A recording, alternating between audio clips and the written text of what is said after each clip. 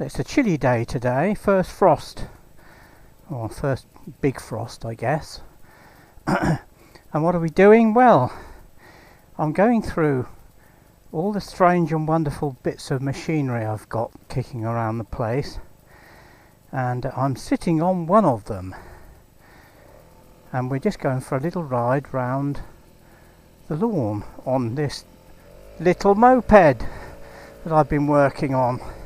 So a little pedal to get going, that's it, the clutch is engaged, and off we go.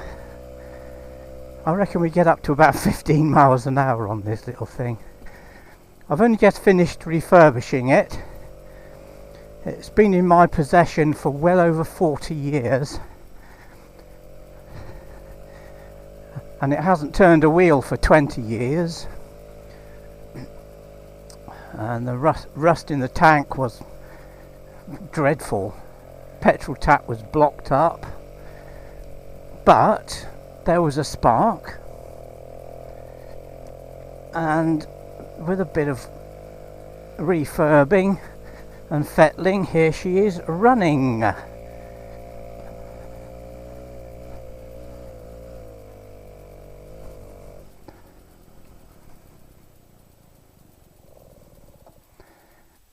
There we go. Right, well, we've had a little run round, and I'll put the little beast on the stand. That's it.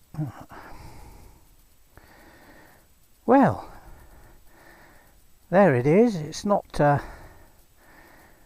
in wonderful condition, but it ain't half bad for a 1967 Raleigh Wisp. What makes it slightly unusual, I suppose, is that it's completely original. Every single bit on it is exactly as it was when it came out of the factory, apart from part of the air filter, which was missing when I obtained it back in the early 70s, and I made up a replacement part with brass sheeting, which I soldered together. Seems to work.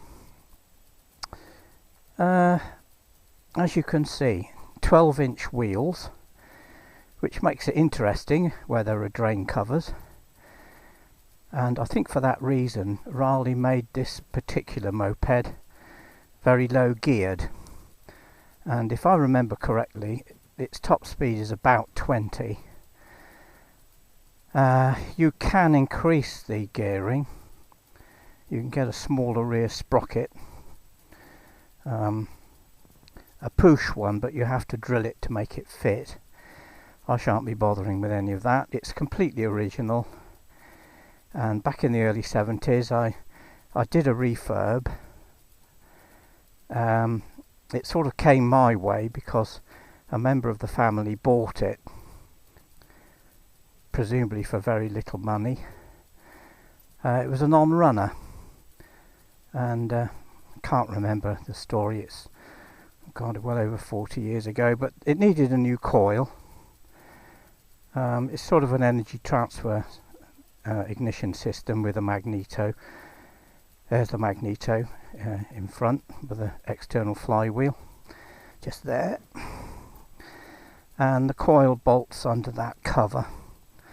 So back then in the early 70s you could still buy all the parts easily, and I remember going on my Triumph Trident and buying a new coil for it, and then it was a runner, and I know it was used a couple of times by the person that bought it from one of their workmates, but I don't think they were too keen on it when it came to the night time, because it's only got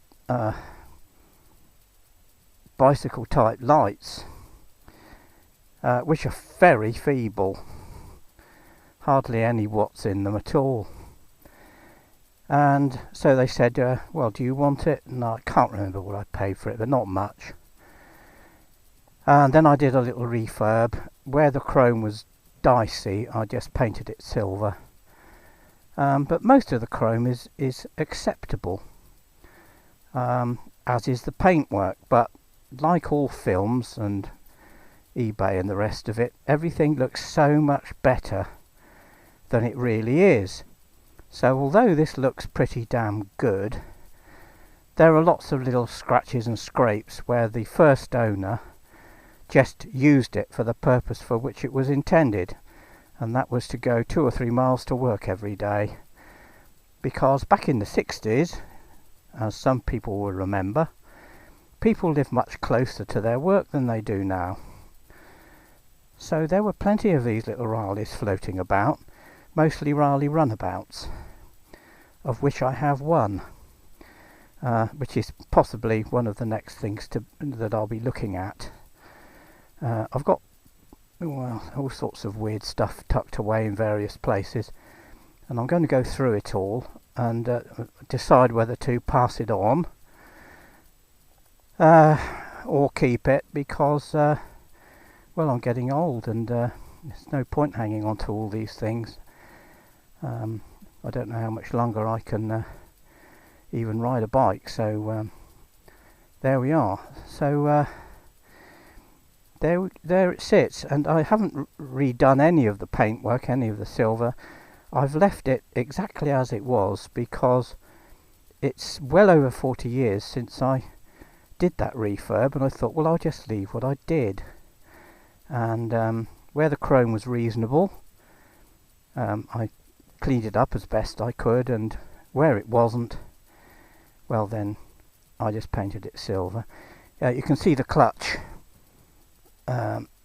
That's not bad chrome on there, so I retained that. The pedal pulley behind it was always silver. Nice touch with the front mud flap, I think, which makes it pretty good, I imagine, in wet conditions. You could get leg shields for these as an optional extra, but of course that makes it bulkier to store. I mean, this thing will just store in any corner. It's so small. And I've just sort of left it pretty much as it was. The worst thing, as I said, was rust in the fuel tank. Well, a bag of screws in there and shake it up for a number of days, and that got most of the rust out. And then I put some the rust stuff in there and sloshed it about, and that seems to have done the trick. I haven't touched the engine. There was even a spark, so yeah, everything seems to work. The lights work, and even the little buzzer works. But I remember when I first got it that buzzer, which is just behind the number plate there, wouldn't work if the lights were on, because the output from the magneto is so pathetic. So it does work, but only if you switch the lights off. What makes this one perhaps a little unusual is it's still got the original bag on the back. You just pull that lever and you've got a shopping bag, and that's the original, and it's still in good condition. Well, I never used it.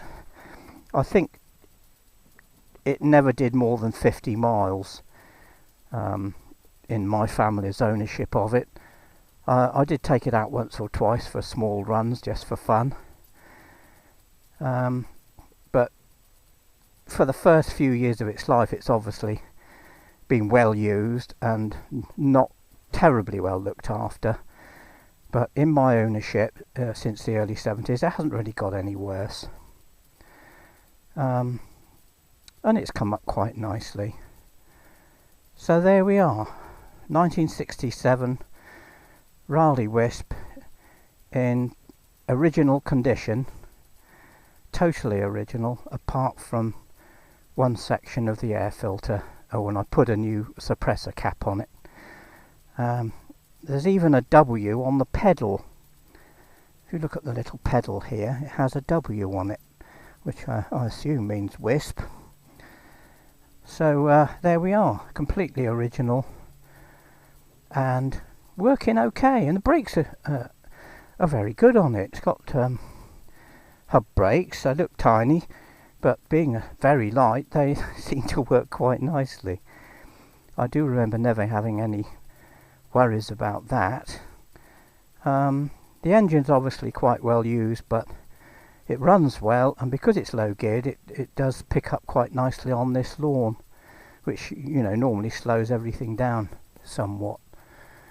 So there we are, something completely different. 1967 Raleigh Wisp.